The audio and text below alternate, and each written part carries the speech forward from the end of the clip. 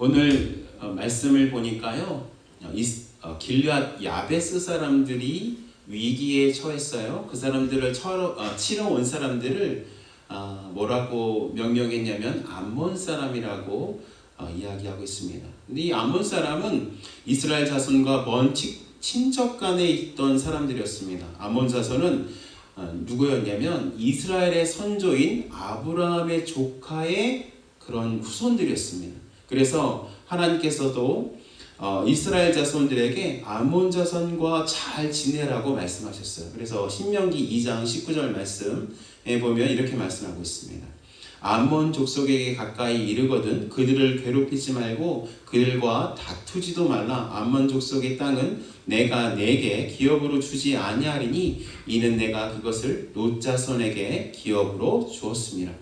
그런데 암몬 자손은 이스라엘 자손을 여러모로 괴롭혔습니다. 우선 그들은 이스라엘 백성이 광야에서 가나안 땅에 들어오는데 방해했습니다. 심지어 그들은 마법사 발람을 고용해서 이스라엘을 저주하려고 했습니다.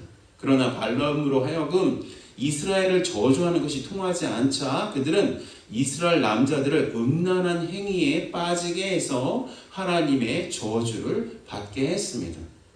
그래서 민수기 31장 16절에 보면 이렇게 얘기하고 있어요. 보라, 이들이 발람의 꾀를 따라 이스라엘 자손을 부올의 사건에서 여호와 앞에 범죄하게 하여 여호와의 회중 가운데 연병이 일어나게 하였느니라.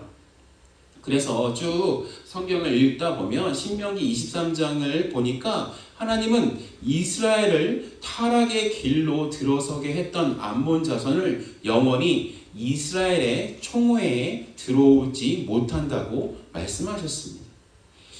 이런 암몬 자손의 그 괴롭힘은 이스라엘 백성이 가나안 땅에 들어온 뒤에도 계속되었어요. 사사기 10장을 또 보니까 하나님을 떠난 이스라엘 백성을 괴롭힌 사람들이 또한 암몬 자손이었어요. 그렇게 사사기 시대에 암몬 족속이 이스라엘을 칠 때 이스라엘을 구원한 사사는 누구였냐면 입다라는 사사였습니다. 그는 암몬 자손에게 이스라엘 사람들이 거의 멸망 직전까지 갔었는데 그 멸망 직전에 있었던 그 이스라엘을 사사 입다가 일어나서 그들을 구원해내었습니다. 그렇게 이스라엘 백성을 계속해서 괴롭힌 암몬 족속은 이스라엘의 원수가 되어서 오늘 보면 사무엘 11장에서도 사무엘상 11장에서도 이스라엘 민족을 괴롭게 했던 것입니다. 이렇게 암몬 족속이 쳐들어와서 굴욕적인 화평을 청하는 이스라엘 야베스 사람들에게 내건 조건이 뭐였습니까? 오른쪽 눈을 뽑아내는 것이었습니다. 그들이 그런 조건을 내건 것은 왜냐하면 사사기 때 입다로 말미암아 입은 피해에 대한 그 원수를 갚는 그런 의미가 있었고, 또한 오른쪽 눈을 다 빼버리면 어떻게 되죠? 그 사람들의 그 군사력이 더 이상 발휘되지 못한다는 것을 그들이 알았기 때문에 오른쪽 눈을 다 빼버려라. 그렇지 않으면 내가 너희를 다 죽여버리겠다. 그렇게 해야만 내가 너희와 언약 관계 가운데 들어가겠다. 이렇게 얘기한 것입니다. 이런 위기를 당하고 있을 때 하나님께서는 이스라엘을 위해서 선택하신 사울에게 성령 하나님이 임하게 하시는 방법으로 이스라엘을 구원하게 하신 것입니다. 그래서 오늘 말씀은 하나님께서 사울을 통해서 이스라엘을 구원하시고 또 그 사울을 이스라엘의 왕으로 어떻게 세우시는 그 과정을 보여주는 말씀이라고 할 수 있는 것입니다. 비록 사울이 미스바에서 이스라엘의 왕으로 세움을 받았지만 본격적으로 이스라엘을 통치한 것은 아니었습니다. 그는 다만 자기 고향 기브아로 내려가서 다른 사람들처럼 평범하게 농사를 지었습니다. 그런 모습이 우리 본문에서 읽을 수 있습니다. 사울은 하나님께서 자신을 이스라엘의 왕으로 선택하셨다는 것을 사무엘이 자기에게 기름을 붓고 또 사무엘이 또 어떻게 했죠? 예언을 했는데 그 예언한 세 가지 일이 그 한날에 자기에게 임한 것을 통해서 그는 알았습니다. 또 공적으로는 미스바에서 이스라엘의 왕을 뽑았을 때 실질적으로 자신이 왕으로 뽑히는 것을 통해서 자기가 왕으로 세움받았다는 것을 인정받았습니다. 그런데 그렇게 사울이 왕으로 선택을 받았지만 왕으로서의 일을 하고 있었나요? 그렇지 않았습니다. 그저 다른 사람들처럼 농사만 짓고 있었을 뿐이었습니다. 그래서 우리는 왕으로 세움을 받았지만 농사만 짓고 있는 사울의 마음을 이렇게 추측할 수 있을 것입니다. 내가 왕으로 세움을 받은 것이 맞아? 내가 비록 왕으로 선택받았지만 내 삶에는 아무 일도 일어나지 않잖아. 또 내가 왕으로 선택을 받아서 화가 난 사람들이 있는데 난 어떻게 그들의 마음을 돌이킬 수 있을까? 난 지금 그냥 다른 사람들처럼 농사 짓는 사람일 뿐이야. 어떻게 하면 내가 이스라엘의 왕으로서 활동할 수 있을까? 이런 생각을 아마도 사울은 할 수 있었을 것입니다. 그래서 그가 단지 왕으로 세움을 받았지만 왕으로서 아무런 일도 하지 못했기 때문에 그에게는 왕으로서 그 직무를 수행하기 위해서 어떤 계기가 필요했던 것입니다. 그러니까 암몬이 이스라엘을 쳐들어온 사무엘상 11장 속의 이스라엘의 위기는 사울을 본격적으로 왕으로서 활동할 수 있게 하는 일종의 기회였던 것입니다. 이런 위기 속에서 여러분 사울은 자신의 지도력을 잘 발휘했습니다. 물론 사울이 자신의 지도력을 발휘할 수 있도록 인도해 주신 분은 성령 하나님이십니다. 그가 야베스 사람들이 그런 얼토당토하지 않는 핍박을 받았다는 소식을 들었을 때 성령 하나님께서 그에게 임하셔서 의로운 분노를 나게 하셨습니다. 그리고 그는 2마리의 소를 조각을 내서 이스라엘의 전 지역으로 보냈습니다. 그리고 어떻게 얘기를 하냐면 야베스 사람들을 구원하는 데 앞장서지 않는 사람들의 소도 이와 같이 될 것이다 라고 이야기합니다. 그때 하나님을 두려워하는 마음이 이스라엘 모든 사람들에게 임했습니다. 그래가지고 본문을 보니까 이스라엘에서 많은 사람들이 한 30만 명이 넘는 사람들이 한 사람처럼 사울에게 나왔다고 표현되고 있습니다. 그리고 또 사울은 자신의 지도력을 잘 발휘해서 암몬과의 전쟁을 잘 수행했어요. 암몬 군사들을 새벽에 치러 들어가서 한낮까지 쳐 부술 정도로 그렇게 큰 성공을 거두었던 것입니다. 본문을 보니까 암몬 사람이 2사람이 짝지어 있지도 않을 만큼 완전하게 산산조각이 날 만큼 그 전쟁 속에서 큰 승리를 거두는 모습 우리는 알 수 있습니다. 또 사울은 그렇게 군사적인 성공만 거뒀던 것이 아니에요. 도덕적인 리더십과 인격적으로 아량이 넓은 리더십 부분에서도 성공한 모습을 우리에게 보여주고 있는 것입니다. 이스라엘 사람들에게 그렇게 보여주고 있습니다. 12절을 보니까 전에 미스바에서 어떤 일이 있었습니까? 사울을 왕으로 세우려고 했을 때 어떤 사람들이 비류들이 그런 불량자들이 저 사람이 어떻게 우리를 다스려? 우리를 어떻게 구원해? 라고 비아냥거렸던 사람들이 있었습니다. 근데 그 사람들이 했던 그 불만의 그 이야기를 들은 어떤 사람들이 그 사람들 어디 있냐고 이제 우리가 찾아내서 그 사람들을 죽여야겠다고 이런 이야기를 했던 거죠. 그런데 13절을 보니까 사울이 이르되 그날에는 사람을 죽이지 못하리니 여호와께서 오늘 이스라엘 중에 구원을 베푸셨습니다. 그래가지고 그렇게 자신을 반대하는 사람들조차 자신의 어떤 품으로 앉는 모습을 보여줌으로 말미암아 인격적으로도 큰 성공을 거두고 있는 그 모습을 보여주고 있는 것입니다. 이렇게 큰 성공을 거두고 있는 이스라엘을 다스리는 왕 사울을 이스라엘 사람들은 크게 환호합니다. 크게 환영합니다. 사울을 왕으로 세우고 여호와 하나님께 화목제를 지내고 그리고 이제 길갈로 내려가서 이제 왕을 세우자고 하는 것이죠.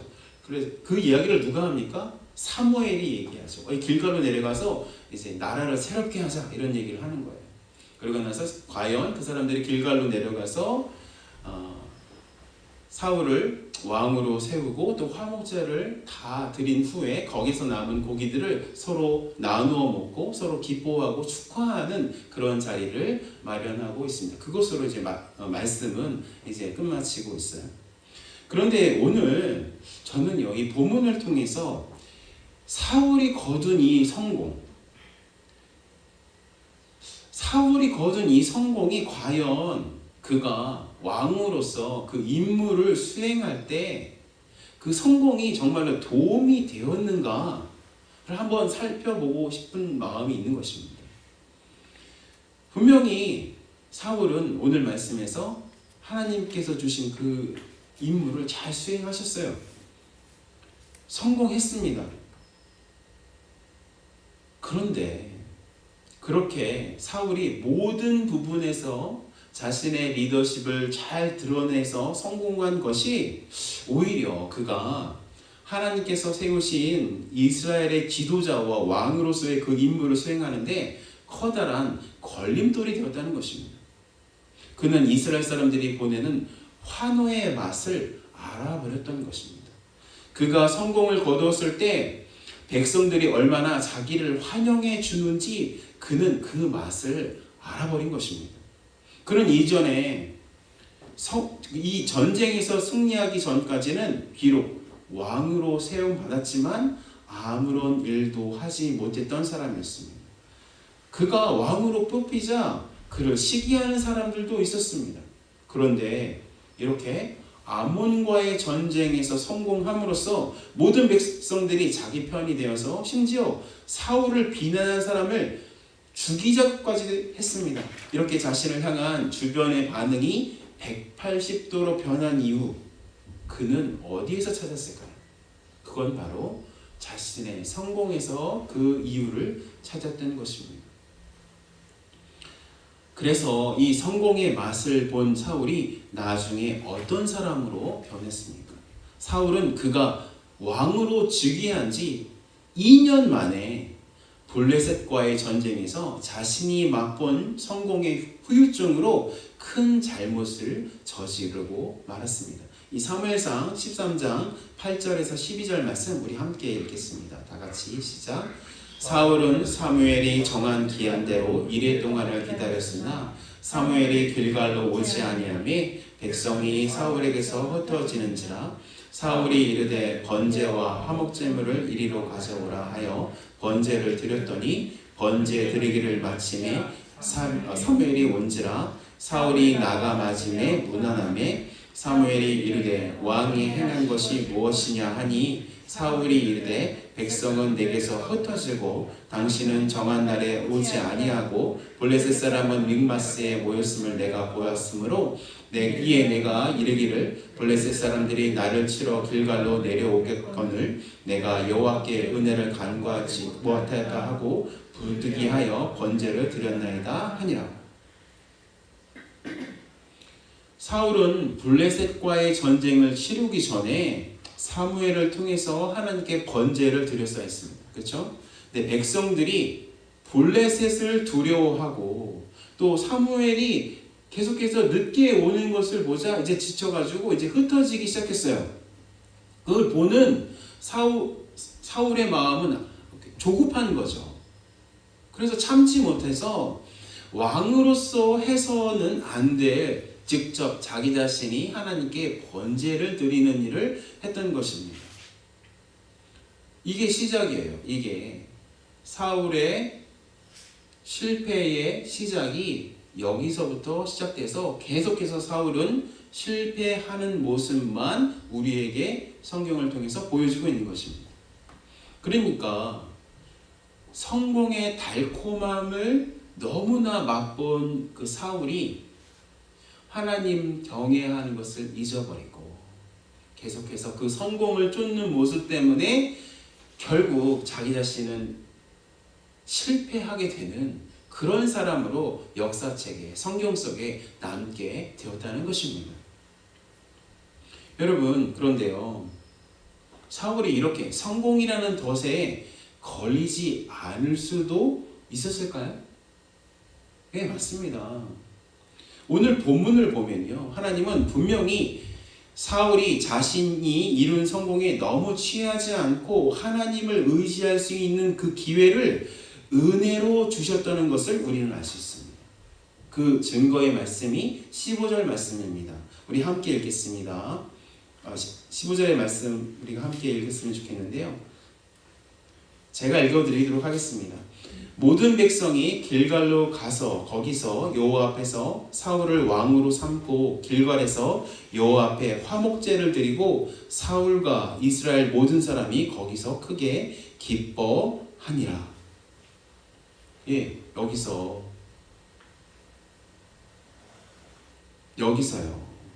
15절에서 길갈로 내려가서 한 일 중에서 중요한 일이 무엇이었을까요? 사울을 왕으로 세운 일이었을까요? 아니면 그들이 길갈로 내려가서 화목제를 드린 일일까요? 화목제란 무엇이냐면 짐승을 잡아서 그 내장을 불에 태우고 그 남은 고기들을 그 제사에 참여한 사람들이 함께 나누어 먹는 제사였습니다. 그런데 길갈에서 치러졌던 이 두 가지 행사, 사울을 왕으로 세운 것과 화목제를 드린 것, 이 둘 사이에서 사울은 자기 자신이 왕이 되었다는 것에 취해 있었던 것이죠. 더 성공이라는 그 맛을 거기서 더욱 맛본 것입니다. 그래서 중요한 순간인 화목제, 이 화목제를 통해서 만나야 할 진리, 그 진리는 무엇입니까? 바로 그의 죄를 담당하실 성자 하나님을 그 화목 제사를 통해서 만났었어야 했습니다. 하나님께서는요, 이스라엘을 위해 율법을 주실 때 도덕법과 각종 제사법을 주셨습니다. 도덕법이란 인간 누구나 지켜야 하는 율법을 이야기하는 것입니다. 십계명을 말하는 것이죠. 그것은 사회를 지탱하기 위해서 필요한 법이고 또한 그 법을 지키다가 자신의 죄를 깨닫기 위해서 하나님께서 주신 법입니다. 그죠?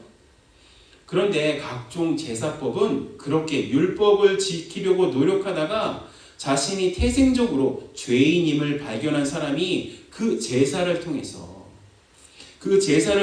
장차 오실 예수 그리스도, 장차 오실 성자 하나님을 만나 그들의 죄 사함을 받을 수 있게 위해서 하나님께서 주신 선물인 것입니다.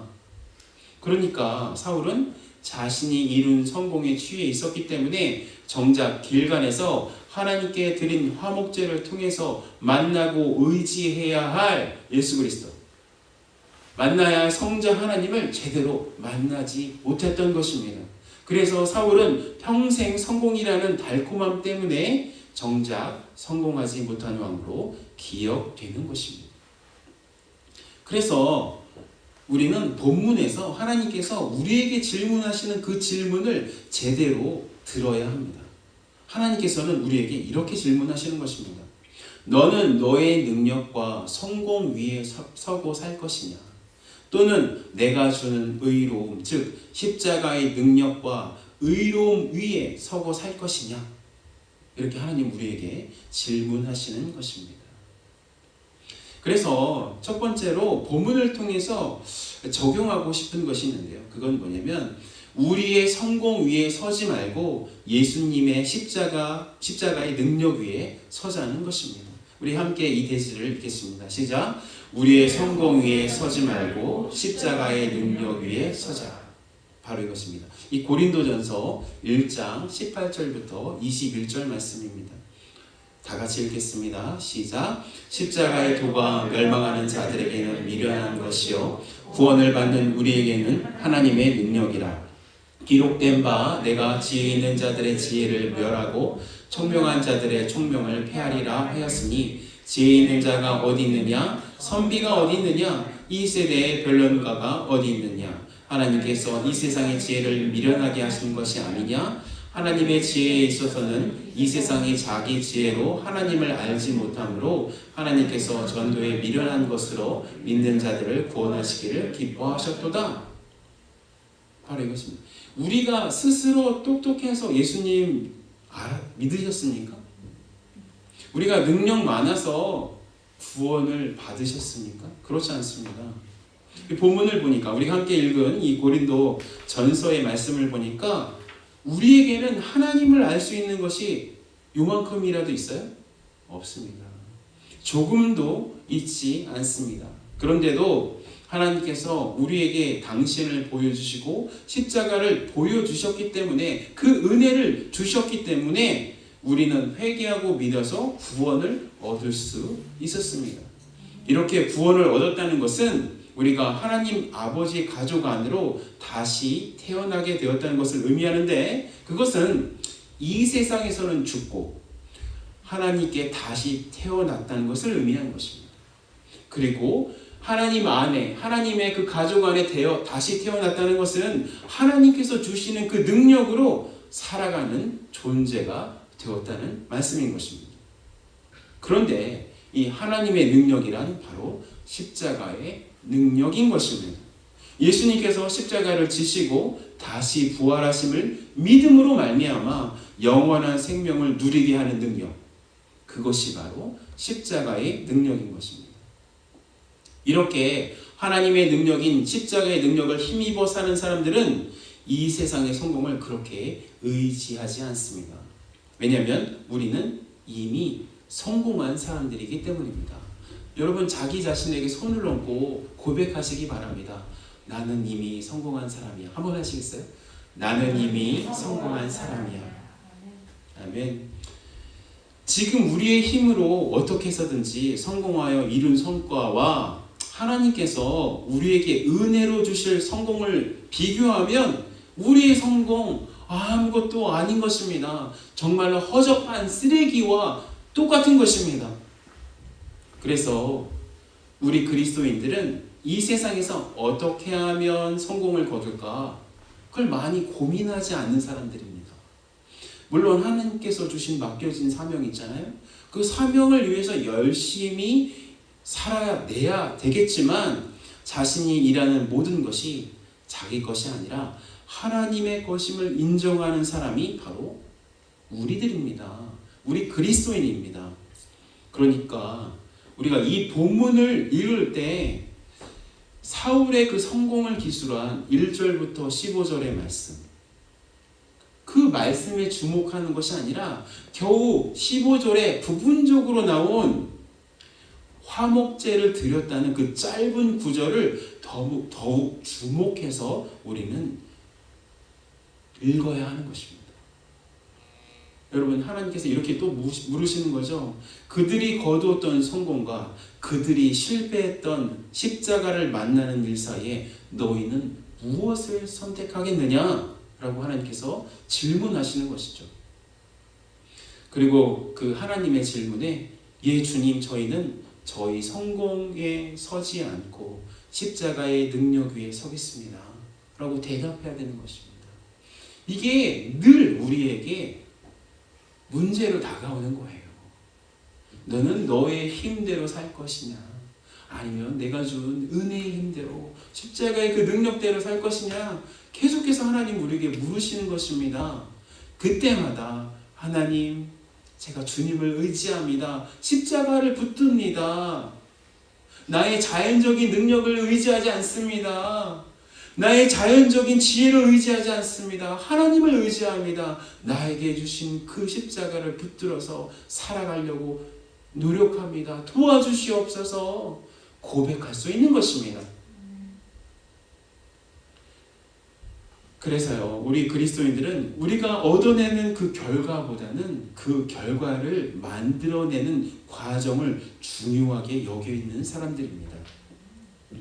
그래서 우리가 어떤 일을 수행할 때 하나님을 의지하고 십자가를 의지해서 그 일을 수행하고 있는가를 우리는 점검해야 되는 것입니다. 아무리 결과가 좋다고 하더라도, 아무리 그 열매가 다른 사람들 보기에 성공이라고 해도 그 과정 속에서 하나님을 의지하는 것을 실패했다면, 하나님께 그 모든 과정 하나가 하나님께 드리는 예배가 아니었다면 그것은 우리에게 아무것도 아닌 무의미한 일로 열매 맺을 수밖에 없는 것입니다.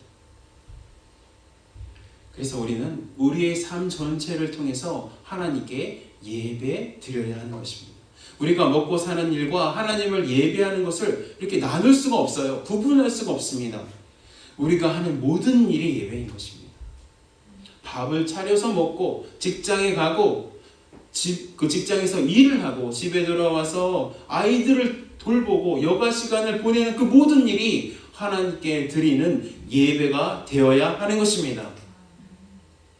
그리고 그렇게 우리의 모든 영역이 예배가 되기 위해서는 예수님의 십자가를 늘 의지해야 하는 것입니다.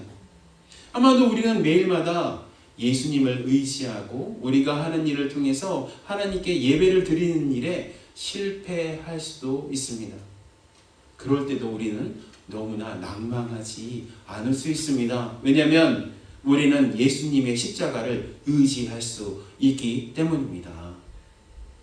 그래서 두 번째로 본문을 통해서 우리 삶에 적용하고 싶은 것은 우리의 실패 위에 서지 말고 십자가의 의로움에 그 의리에 서자는 것입니다. 우리 대제를 함께 읽겠습니다. 시작. 우리의 실패 위에 서지 말고 십자가의 의로움 위에 서자. 우리가요 잘 살펴보면, 우리의 마음을 살펴보면 우리 그리스도인들에게는 왠지 모르게 그 마음 한 구석에 정죄감이 있어요. 실패감이 있어요. 하나님의 은혜로 구원받았는데 하나님의 자녀로서 잘 살지 못한다고 스스로 느끼는 그런 이런 정죄감, 하나님 앞에서 늘 죄스러운 마음이 우리 마음 가운데 있습니다. 그래서 왜 이렇게 자유롭지 않지? 왜 내 마음이 이렇게 평안하지 않을까? 하나님을 믿는데. 그래서 예수님께서 이렇게 말씀하시는 것이 무엇을 의미하는지 잘 모를 때가 있어요. 요한복음 8장 32절 말씀입니다. 다 같이 읽겠습니다. 시작. 진리를 알지니 진리가 너희를 자유롭게 하리라. 우리는 이 말씀 속에서 속으로 이렇게 말할 수 있어요.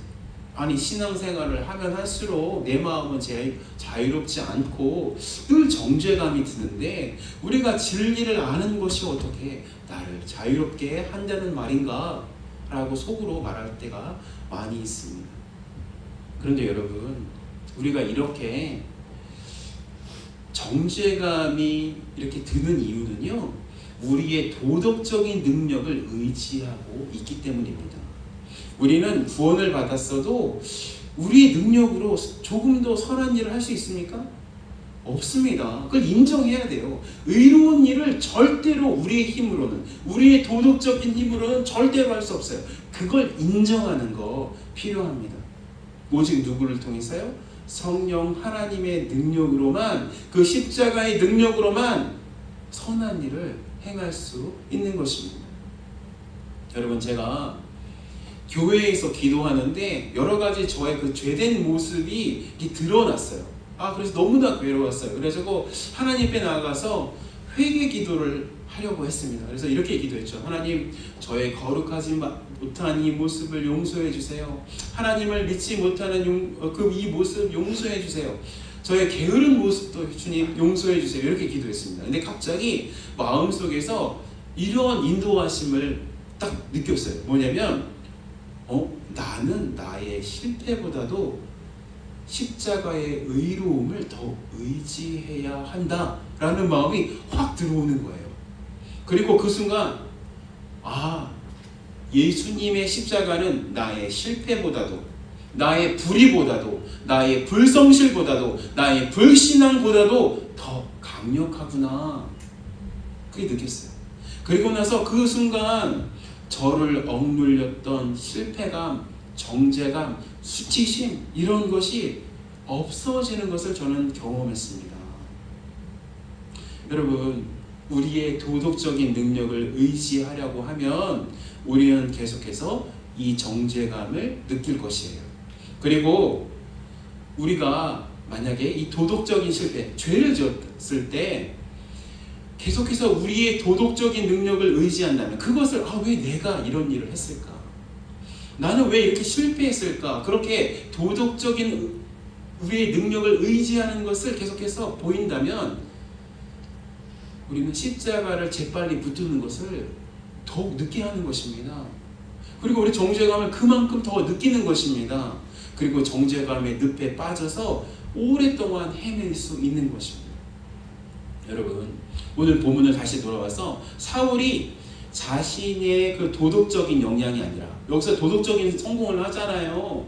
자신을 원수처럼 대했던 그 비류 같은 사람들을 용서해 주잖아요. 근데 그 자신의 도덕적인 역량이 아니라, 그것을 의지하는 것이 아니라 십자가를 붙드는 법을 알았다면 얼마나 좋았을까요? 그 화목제를 통해서 예수 그리스도를 만났으면 얼마나 좋았을까요? 본문에서 화목제를 단순히 자신을 왕으로 세우는 한 가지 통과 의례라고 생각하지 않고 그 죽임당하고 태워지는 재물 속에서 장차 오실 메시아, 장차 오실 그리스도, 그 그리스도를 만났다면 얼마나 좋았을까요? 여러분, 그때 당시에 모든 이스라엘 사람들은 여자의 후손에 대한 이야기를 다 들었습니다. 여자의 후손이 뱀의 머리를 밟을 것이다 라는 그 원복음을 다 들었고, 그 사람들은요, 예수 그리스도에 대한 그 믿음이 어느 정도 있었던 사람들이다. 선지식이 있었던 사람들입니다. 왜냐하면 구약 내내 그 역사를 통해서 하나님께서 예수님을 계시해 주셨기 때문입니다. 그런데 사울은 예수님을 만나는 것에 실패했던 것이고 십자가의 의의를 붙드는 것에 실패했던 것입니다. 우리는 그래서는 안 되는 것입니다. 그가 예수 그리스도를 마음에 깊게 모셔서 설사 실수했어도 그가 만난 그리스도를 통해서 하나님께 다시 나갈 수 있습니다. 다시 하나님께 그 긍휼함을 구할 수 있음을 배웠더라면 그에게 얼마나 좋았을까요?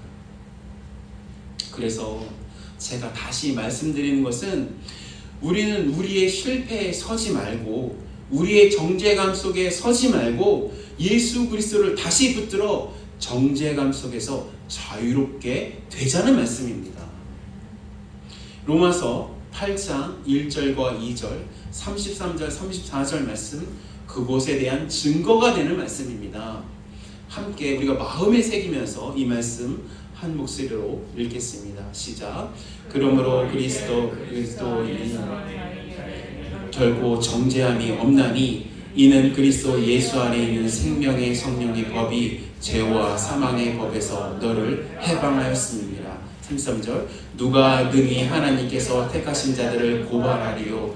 의롭다 하시는 이는 하나님이시니 누가 정죄하리요? 죽으실 뿐 아니라 다시 살아나신 이는 그리스도 예수시니 그는 하나님 편에 계신 자요 우리를 위하여 간구하시는 자시니라. 우리가 실수하고 죄를 짓고 도덕적으로 성공하지 못했을 때 바로 예수 그리스도 안으로 들어가야 합니다. 그럴 때 성령 하나님은 우리의 그 모든 수치심, 정죄감, 실패감을 아무것도 아닌 것으로 만드시는 분이십니다. 해방시키시는 분이십니다. 그 근거가 무엇입니까? 예수 그리스도께서 십자가에서 이루신 그 의 때문입니다. 여러분, 우리가 계속해서 십자가를 붙들어야만 약간의 영적인 성공을 거둔다고 해도 교만해지지 않을 수 있습니다. 여러분, 우리가 영적인 성공을 조금이라도 경험하잖아요. 그랬을 때 재빨리 십자가를 붙들어야 하는데, 십자가를 붙들지 않고 계속해서 영적인 성공 가운데 있잖아요. 그러면 우리는 얼마나 교만해지는지 여러분 잘 알지 않습니까? 그래서 어떤 사람들이 기도를 많이 하신다고 해요. 참 금식을 많이 하신다고 해요. 또 헌금도 많이 하신다고 해요. 근데 그런 분들 만나보면 언젠가 모르게 겸손하지 않고 자신의 성공, 영적인 성공에 도취되어 있으신 분들이 조금 있으시더라고요. 근데 그분들의 이야기가 아니라 그 이야기는 바로 우리의 이야기인 것입니다. 여러분, 우리는 성공했을 때 그 성공 때문에 십자가를 의지하는 일을 멈춰서는 안 됩니다. 왜냐하면 우리는 이미 예수님의 십자가와 부활 안에서 승리하는 사람들이기 때문입니다. 내가 지금 나의 노력으로 이룬 이 성공이 아무것도 아니다. 예수 그리스도께서 우리에게 주신 그 성공과 비교하면 아무것도 아니다. 우리는 믿어야 합니다. 그것을 붙들어야 합니다. 또한 반대의 경우도 있습니다. 우리는 실패했을 때에도 너무나 정죄감에 빠지면 안 되겠습니다. 왜냐하면 예수님께서 이미 십자가와 부활로 나의 실패를 감당하셨기 때문입니다. 오늘 사울의 성공이 나중에 어떻게 사울의 삶에 어떠한 영향을 끼쳤는지 우리 알아봤습니다. 그가 정작 자신에게 주어진 임무에는 성공했지만 화목제를 통해서 예수 그리스도를 만나는 일을 실패했기 때문에 그는 인생 전반에 실패했다는 것을 우리는 배웠습니다. 우리는 예수님을 만나는 것에 성공했으면 합니다. 우리 아이들이 예수 그리스도를 만나는 것에 성공을 했으면 합니다. 한국에 있는 많은 부모들이 자신의 자식들에게 이 부분을 가르치지 않아요. 그래서 고3이 되면 교회에 보내지 않는다고 해요. 학원을 보낸다고 해요. 그런데 여러분 아십니까? 자녀가 대학에 갔을 때 대학에서 신앙생활을 제대로 하는 그런 퍼센테이지를 누가 통계를 내봤는데 2%밖에 되지 않는다고요. 그러니까 100명의 크리스찬 고등학생들이 대학에 가서 신앙생활하는 그런 퍼센테이지가 100명 중 2명밖에 되지 않는다고 합니다. 여러분 어떤 아이로 키우시고 싶습니까? 하버드에 보내고 싶습니까? 예일에 보내고 싶습니까? 조금 눈을 낮춰서 조지아텍을 보내고 싶습니까? 아니면 예수 그리스도 제대로 믿는, 제대로 경험한 아이로 키우고 싶으십니까? 이 세상 우리 아이들이 아무리 많아봤자 100년을 못 사는데 100년 동안 조지아텍 나오면 잘 살 수 있습니다. 평균적으로 그래요. 하버드 나오면 잘 살 수 있습니다. 그래요. 근데 그가 영원토록 잘 사는 것을 개런티 해주지는 않습니다. 우리 자녀들이 영원토록 잘 살려면 예수님 만나야 되는 것입니다. 화목제를 통해서 사울이 만나야 했던 예수님을 우리의 자녀들도 만나야 하는 것입니다. 그걸 위해서 우리 자녀들이 저 위에서 우당탕탕 뛰어다니면서 하나님을 경험하고 있는 것입니다. 그것을 위해서 우리가 애쓰는 우리가 되었으면 좋을 것 같습니다. 우리는 예수님을 만나는 것에 성공했으면 합니다. 우리의 성공과 실패를 뛰어넘어서 십자가와 부활의 기쁨을 누리는 우리 둘루스 한인 침례교회 그 가족들 되었으면 좋겠습니다. 예수님을 만나는 것에 성공하는 우리 둘루스 한인 침례교회 가족들 되시길 예수 그리스도의 이름으로 축원합니다. 기도하겠습니다.